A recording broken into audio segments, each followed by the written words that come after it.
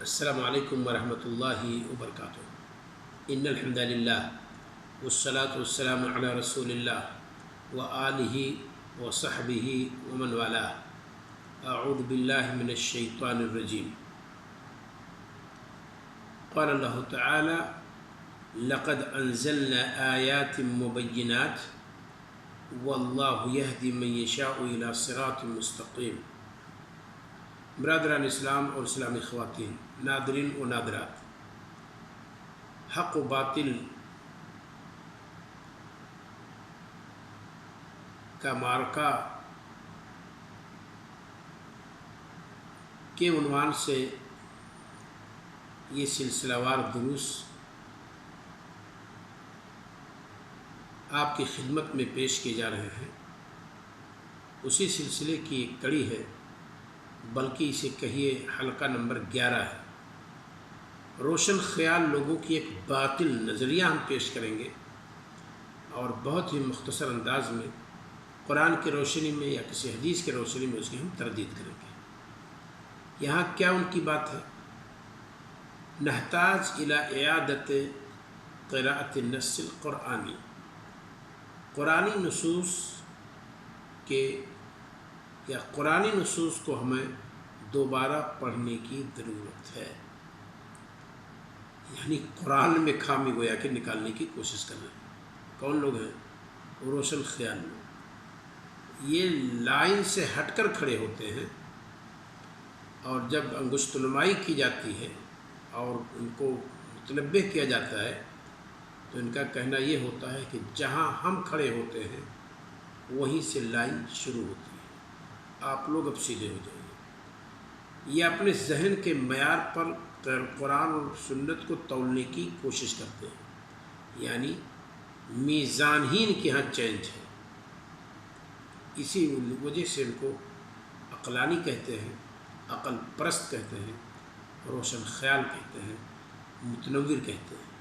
کتاب و سنت کو پیر کے نیچے رکھ کر تب یہ لب کشائی کرتے ہیں۔ کیا کہنا ہے؟ نحتاج الی اعادت قراءۃ النص القرآنی، نصوص قرآنی دوبارہ پڑھنے کی ضرورت ہے۔ قرآنی نصوص کو ہمیں دوبارہ پڑھنا چاہیے تاکہ اس کے اندر جو خامی ہے اس کی اصلاح کر سکیں۔ بہت بڑے بڑے فصیح لوگ آئے اور قرآن پر نقد کر کے چلے گئے، اور ان کے جو انتقادات سے اور اس کی جو سیاہی تھی ان کے چہرے پہ پوت دیا گیا اور ان کی باتوں کو پشت ڈال دیا گیا۔ یہ روشن خیال قسم کے لوگ آج پیدا ہو گئے ہیں جو اس طرح کی تباہی برپا کرنے کی کوشش کر رہے ہیں اور جوانوں کی عقل کو اور ان کے دین کو برباد کرنے کی ناپاک کوشش کر رہے ہیں۔ اس کی رد میں، اس نقطہ نظر کی رد میں قرآن کریم کی ایک آیت ہے، لقد انزلنا آیات مبینات، ہم نے نازل کی ہے واضح تر آیات، واللہ یہدی من یشاء الی صراط مستقیم، اور اللہ رب العالمین جسے چاہتا ہے سیدھے راستے کی رہنمائی فرماتا ہے یا سیدھے راستے کی توفیق دیتا ہے۔ کیا مطلب اس کا؟ اللہ رب العالمین نے جو آیت نازل کی ہے یہ واضح ہے اپنے معنی مفاہیم میں، تو جب واضح تر آیات اللہ تعالیٰ نے نازل فرمائی ہے، جو قرآن کو نازل کرنے والی ذات ہے، جس کا کلام قرآن ہے، اس نے یہ سرٹیفائی کر دی ہے کہ واضح ہے، پڑھنا چاہیے آپ کو، آؤ پڑھو۔ جس قدر کوشش کرو گے اسی اعتبار سے ہیرے و جواہرات، لولو و مرجان آپ کو قرآن سے حاصل ہوتے رہیں گے۔ لیکن اگر عقل میں فطور ہے تو کوئی بھی کڑوی چیز اگر بیمار شخص چکھے، میٹھی چیز بھی وہ چکھے تو اس کے زبان جو کہ ذوق کے اعتبار سے غلط رپورٹ دے رہی ہے، وہ میٹھی چیز کو بھی زبان کہے گی کہ نہیں، یہ کسی اور چیز کی آمیزش اس کے اندر ہے، کیونکہ مٹھاس خالص نہیں ہے۔ اس میٹھی چیز میں کمی نہیں ہے، اس گڑ میں کمی نہیں ہے، کمی زبان میں ہے کیونکہ وہ مریض ہے۔ تو یہ عقلانی لوگ خود محتاج ہیں کہ اعادہ کریں، ڈاکٹر کے پاس جائیں، اصلاح کریں، اپنی اللہ سے دعا کریں کہ مولا پوری کائنات نے قرآن کو سمجھنے کی کوشش کی، پوری کائنات کے لیے رہنما اصول قرآن نے متعین کی، ہمیں کیا ہو گیا ہے کہ ہم جیسے بدنصیب قرآن کو نہیں سمجھ پا رہے ہیں۔ تو جب اللہ تعالیٰ نے واضح آیات نازل فرمائی ہے اور آپ کہہ رہے ہیں کہ نظر ثانی کی ضرورت ہے، تو یہ عجیب سی بات ہے۔ یہاں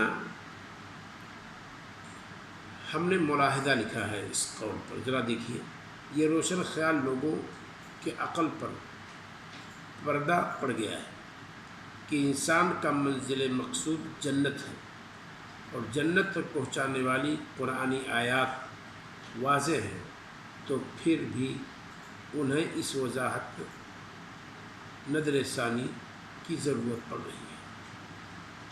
جو کتاب جنت کی طرف لے جانے والی ہے وہ ان کو نقص اس کے اندر نظر آ رہا ہے، گویا وہ از خود اس کے محتاج ہیں کہ وہ اپنی عقل کا علاج کرائیں تاکہ وہ صحیح اور درست ہو جائے، کیونکہ قرآن اپنے مقصد کو بیان کرنے میں واضح اور صریح ہے اور قرآن سچ ہے، سچے کا کلام ہے۔ ومن اصدق من اللہ قیلا، اللہ تعالیٰ سے زیادہ سچی بات کس کی ہو سکتی ہے؟ باقی عقل پرستوں کی سچائی کا معیار کیا ہے اس کا فیصلہ وہ خود کریں گے۔ لہذا میزان میں چینجنگ کرنے کے بجائے موزون میں چینجنگ کریں، میزان کتاب و سنت اس کو رہنے دیں اور اپنی عقل کو قرآن و سنت کی کسوٹی پر پرکھیں۔ اگر کتاب و سنت کے موافق ان کا ذہن کام کر رہا ہے تب تو صحیح ہے، ورنہ علاج کی ضرورت ہے۔ اللہ رب العالمین ہمیں اور آپ کو اس حقیقت کو سمجھنے کی توفیق عطا فرمائے۔ السلام علیکم ورحمۃ اللہ وبرکاتہ۔